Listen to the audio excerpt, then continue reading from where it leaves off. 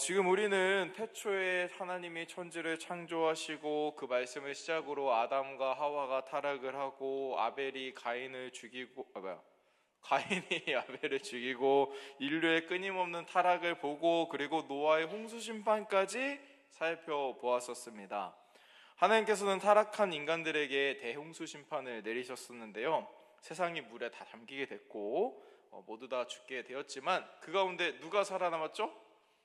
노아와 노아의 가족들이 살아남았습니다. 하나님의 은혜로 심판을 면할 수 있었죠.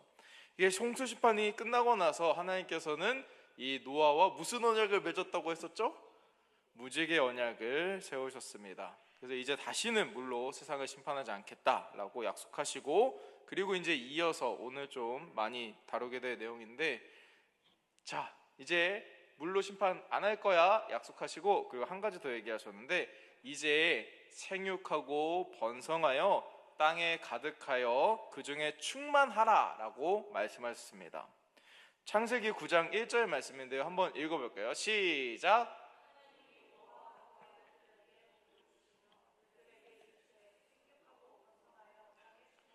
아멘. 여기서 앞에서 볼 수 있듯이 이건 그냥 생육하고 너희 생육하고 번성하고 해야 돼 이런 느낌이 아니라 복을 주시며 이렇게 말씀하고 있지 않습니까? 하나님께서는 인간의 끝없는 타락으로 인해 이 홍수 심판을 내리셨어요. 근데 내리고 싶으셨을까요? 아니었을까요? 내리고 싶지는 않으셨습니다. 어쩔 수 없이 그런 심판을 내리셨고, 아직도 인간들을 사랑하셨고 그들에게 복을 주길 원하셨어요. 그래서 여러분, 지금 땅이 다 쓸렸어요. 우리 여기 예를 들어 지금 본당에 있는 사람만 남았다 생각합시다. 우리에게 제일 좋은 복은 뭘까요? 우리가 생육하고 번성해서 많이 사람들이 다시 늘어나서 지금 이 사회나 이런 일상들을 회복하는 일일 거예요. 갑자기 이상한 상상하시는 분들도 있는, 여기에서 짝을 만나야 된다고 약간 이런 생각하시는 분들도 있는 것 같은데, 전혀 그런 얘기는 아니고, 우리가 이렇게 하나님께서 굳이 생육하고 번성하여 땅에 충만하라 라는 말씀을 다시 주신 것은 이 땅에 지금 아무도 없기 때문에 다시 인류를 이어가기 위해서, 사람들을 다시 살려내기 위함이었습니다. 홍수 심판을 겪은 인류는 또 다른 시작에 서서 새로운 발걸음을 내딛게 됐는데요, 이제 인류는 하나님께서 주신 축복도 있고 약속도 있고, 이제 다시 심판 안 한다 했잖아요. 그런 약속도 있고, 그래서 이제 하나님 말씀에 순종만 하여서 이 아름다운 세상을 가꿔 나가기만 하면 됐습니다. 그런데 역시나 인류는 다시 타락하게 됩니다. 원죄가 이 땅에 들어온 이후에 인류는 계속해서 타락의 길로, 정말 지금 설교를 매번 하면서도 거의 질릴 정도로 계속 죄악의 길로 되돌아가는 것을 우리가 알 수 있습니다. 인간들은 또다시 하나님을 떠났습니다. 하나님의 뜻과 말씀을 무시했습니다. 하나님께서 주신 축복, 방금 얘기했던 생육하고 번성하여 땅에 충만하라 라는 그 축복의 말씀도 거부했습니다. 원래 하나님의 말씀대로 우리가 생육하고 번성하고 땅에 충만하려면 어떻게 해야 됩니까? 다 뿔뿔이 흩어져야 됩니다. 다 짝지어가지고 저기 가서 살고 저기 가서 살고 이 온 땅에 흩어져가지고 거기서 번성해야 하는 것이죠. 그런데 오히려 이 남은 사람들은 흩어짐을 면하고 똘똘 뭉쳤습니다. 그들은 함께 모여 살면서 자신들의 힘을 길렀어요.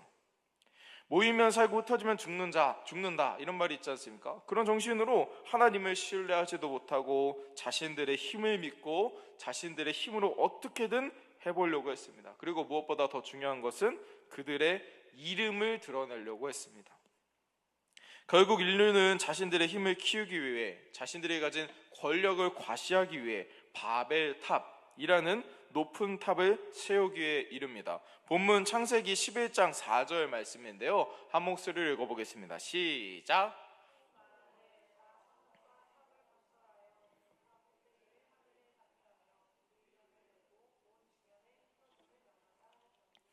인간들은 하늘에 닿을 정도로 높은 바벨탑을 만들어서 자신들의 이름을 드러내고자 했습니다.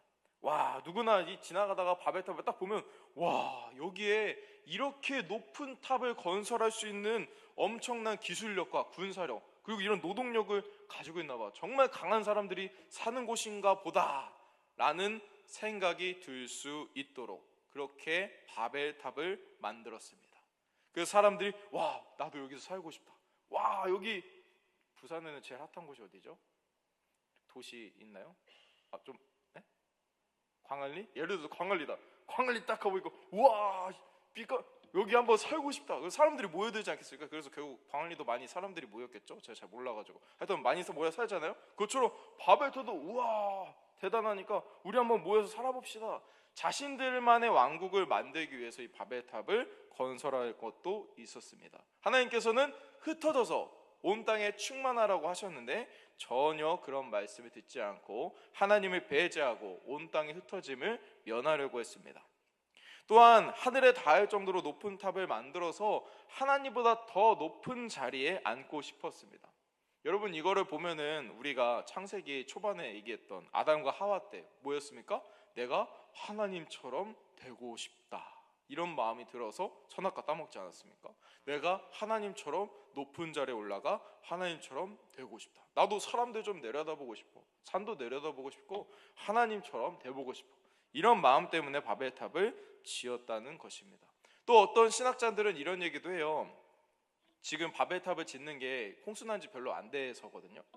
그러다 보니까 바벨탑을 지은 이유가 하나님의 홍수 심판이 임했을 때 살아남으려고 짓지 않았을까, 이런 생각도 합니다. 분명 하나님께서는 무슨 약속하셨어요? 다시는 물로 심판하지 않는다라고 약속했어요. 근데 사람들이 그거를 신뢰하지 못했던 겁니다. 그래서 그들의 머릿속에는 봤어? 지금 다 죽었어. 물이라는 게 이렇게 무서운 거야. 혹시라도 다시 홍수 심판이 일어나면 빨리 도망가서 내가 지은 바벨탑 꼭대기로 도망가면 살 수 있을 거야. 이런 생각들을 한 겁니다. 하나님의 뜻을 기만해야겠다는 생각도 들어있었다는 것이죠. 하나님을 신뢰하지 않고 자신의 힘과 능력, 바벨탑만을 의지했습니다.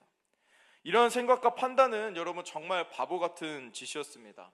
하나님의 홍수 심판은 절대 인간의 힘으로 피할 수 있는 것이 아니었기 때문입니다.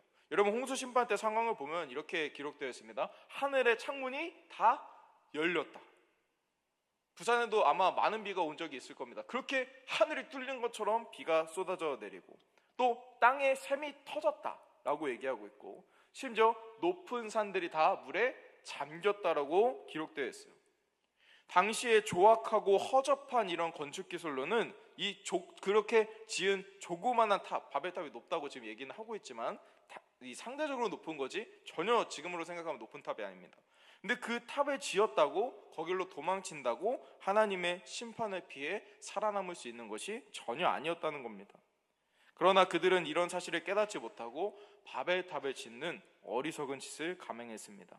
이렇듯 오늘 본문 말씀에 등장하는 이 바벨탑 사건은 홍수 심판 이후에 발생한 인류 최악의 사건입니다. 인류가 바벨탑을 세운 사건은 인류의 죄악, 어리석음, 명예욕, 욕심, 그리고 무엇보다 하나님의 주권과 권위에 도전하는 인간의 교만함으로 발생한 참으로 추악하고 정말로 마음이 아픈 사건입니다. 인류는 인간의 죄 때문에 임한 무서운 홍수 심판을 직접 보고 경험했습니다. 그래서 제가 지난번 설교 때 얘기했는지 모르겠는데 저는 그런 생각도 들더라고요. 1년 조금 넘는 기간 동안 물이 차서 다 죽었잖아요. 좀 잔인한 얘기일 수도 있겠는데 길 가다가 시체가 있을 수도 있는 겁니다. 좀 다른 얘기를 하자면 제가 군대에 있을 때 강한대대 혹시 구사단 근처에 계셨던 분 계십니까? 없으십니까? 강한대대라고 한강을 지키는 한강 안쪽을 지키는 그런 부대가 있었어요. 근데 좀 슬픈 얘기지만 많이들 뛰어내립니다. 그러다 보니까 흘러내려오면 저희가 행주 산성 아시죠? 행주대교에 이제 그물을 쳐놨어요. 거의 걸리거든요. 제가 출동을 해요. 가보면 알아볼 수가 없습니다. 사람이 이게 물에 빠져서 죽은 사람 보면 옷도 다 벗겨져. 이게 너무 불어가지고 다 터지거든요. 그런 사람들이 이렇게 막 길 가는데 있었을 거라 저는 성경에 써있지는 않지만 생각이 드는, 그냥 증바에서 확 사라지는 건 아니잖아요. 뼈라도 있었을 거란 말이죠. 그걸 보면서 이 사람들은 분명히 하나님의 심판이 이렇게 무서운 거구나, 죄가 진짜 무서운 거구나, 내가 이런 타락에서 벗어나야겠다 라는 생각을 했어야 될 것 같은데 전혀 그렇지 못했다는 겁니다. 인간은 아무리 큰 징계를 받아도, 그렇게 큰 징계를 받는다고 해도 얼마 지나지 않아 다시 하나님을 잊어버립니다. 하나님의 무서운 심판을 망각하고 다시 큰 범죄에 손을 대게 되는 것이죠. 아마 이런 인류의 모습을 보면서 여러분 좀 답답하게 생각이 드시는 분들도 있을 겁니다. 왜 이렇게 바보같이 똑같은 죄를 반복할까? 아니 이제 정신 차릴 법도 한데 이렇게 무섭게 막 사람들 빠져 죽은 거 다 보았는데 왜 아직도 정신을 못 차릴까? 이런 생각이 들기도 한다는 것이죠. 그런데 사실 생각해보면 우리도 별반 다를 바가 없습니다. 우리의 삶 속에도 마음속 깊은 곳에 자리 잡고 있는 죄성이 수도 없이 드러나기 때문입니다. 우리는 자신의 죄를 깨닫고 회개합니다. 여러분 회개하신 적 있으시죠? 회개한 뒤에 그 죄에 손을 다시 안 대는 것이 쉽지 않습니다. 회개할 때는 눈물로 뭔가 다 변화된 것 같고 하나님 진짜 다시는 안 그럴게요, 내가 하나님 말씀대로 살아갈게요 다짐하지만 얼마 지나지 않아 똑같은 죄를 짓기 일쑤입니다. 반복되는 죄 속에서 빠져나오지 못하고 죄의 굴레 속에서 허우적거리게 되는 것입니다. 분명 우리는 하나님을 믿는 거룩한 백성입니다. 우리는 성령으로 거듭나 새 사람이 되었습니다. 그러나 우리 육체가 있는 한 이 세상에 두 다리 붙이고 있는 사는 동안은 죄의 영향력 안에서 우리가 벗어날 수가 없습니다. 순간순간 마음을 충동질하는 이 사탄 마귀로부터 자유로울 수가 없다는 것이죠.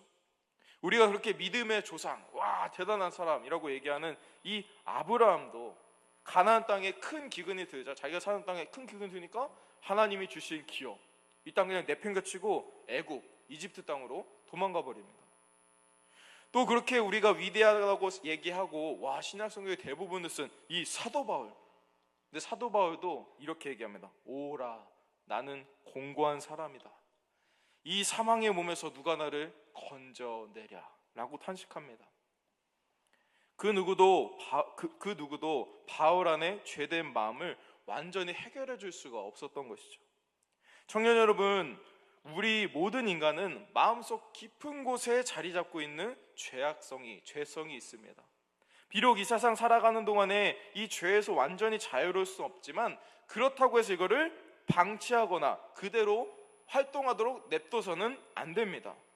성령께 간구하여 죄로 오염된 우리의 마음이 새로워지도록 교만이 아니라 겸손으로, 서로를 정죄하는 것이 아니라 사랑하는 것으로 매일매일 몸을 쳐 복종시켜야 하는 것입니다.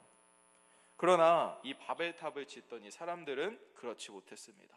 자신들의 큰 죄악을 깨닫지 못하고 기어이 이 바벨탑을 완성하려고 들었습니다.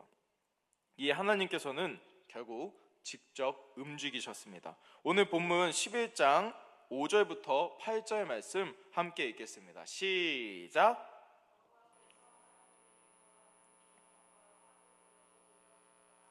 여호와께서 이르시되 이 무리가 한 족속이 어느덧 하나님으로 이같이 시작하였으니 이로는 그 하고자 하는 일을 막을 수 없으리로다.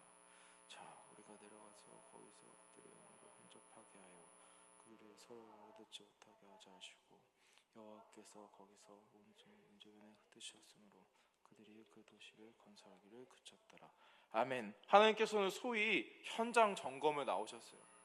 생육하고 번성하여 땅에 충만하라 라는 자신의 뜻과 명령, 이 축복을 거스르기 위해서 나름대로 가장 튼튼하다고 생각되는 재료로 벽돌을 만들어서 열심히 한 장 한 장 나르고 정성스럽게 무너지면 안 되잖아요. 무너지면 안 되니까 하나하나 이렇게 잘 놓고 있는 그 한심한 사람들을 보러 내려오셨습니다. 그리고 말씀하셨습니다. 이 무리가 한 족속이요 언어도 하나임으로 이같이 시작하였다. 우리가 내려가서 그들의 언어를 혼잡하게 하여 그들이 서로 알아듣지 못하게 하자라고 말씀하셨습니다. 하나님께서는 그 자리에 모여있는 사람들의 언어를 혼잡하게 만드셨습니다. 베레시트 바라 엘로힘 엘 하샤마임 벳 하라이츠 베레 하르 하에타 토바오 베샤 알페네테옴 벨와우 엘로엠 마라헤 알페네 하마임.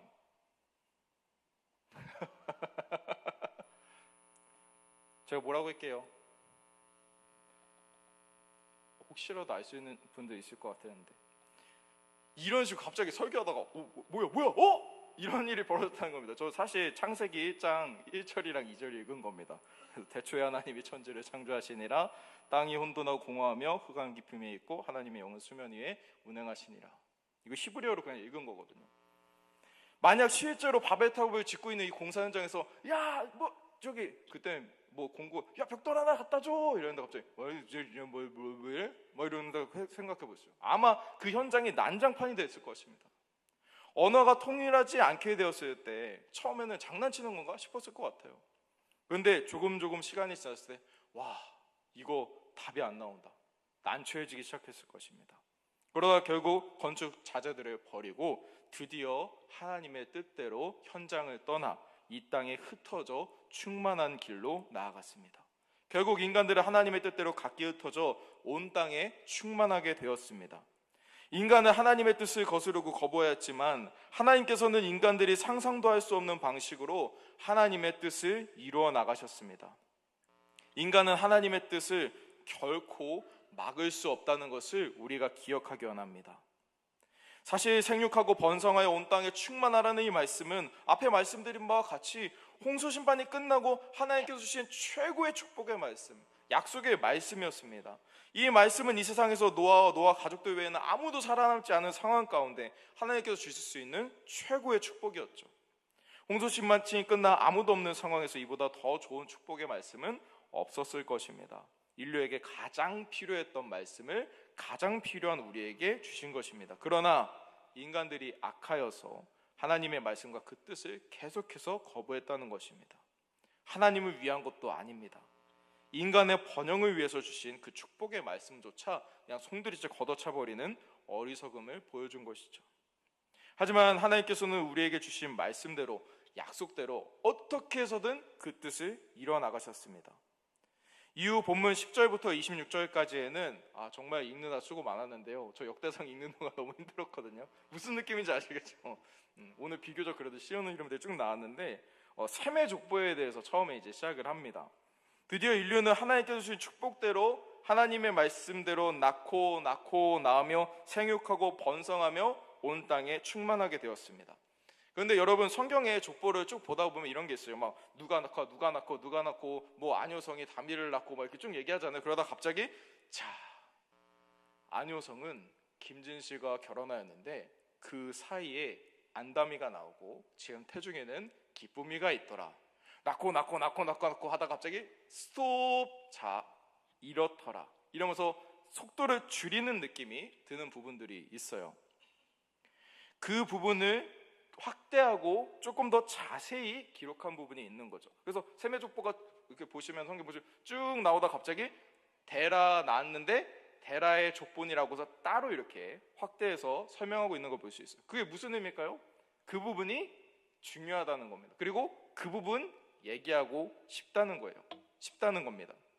성경에서 규칙적으로 빠르게 나열하라고 말씀하다가 다른 족보뿐만 아니라 다른 부분들도 그래요. 막 얘기하다가 갑자기 브레이크 밟는 것처럼 딱 속도 줄이고 변화를 주어서 마치 돋보기로 확대하듯이 길게 설명해 주는 것은 그 부분이 매우 중요하다는 것입니다.